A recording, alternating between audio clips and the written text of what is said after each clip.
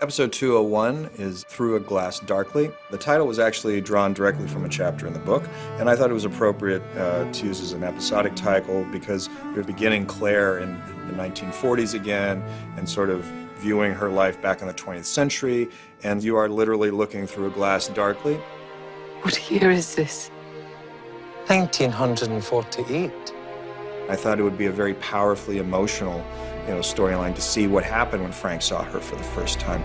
Oh. Claire.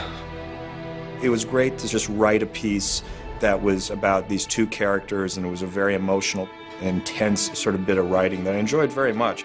Frank, I want to tell you what happened to me after. You don't have to. The transition between the 20th century story and the 19th century story was something that took a lot of time and effort.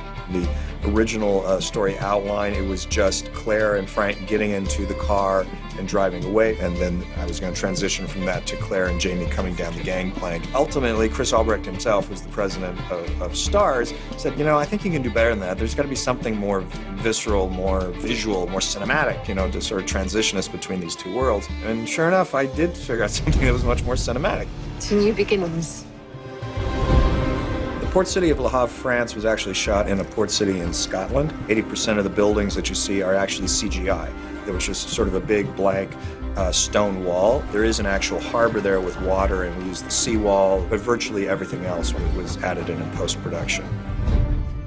Sometimes it can take an actor a little while to get back into the character. I remember the first few days being really a homecoming, and everybody really just being happy to be doing Outlander again.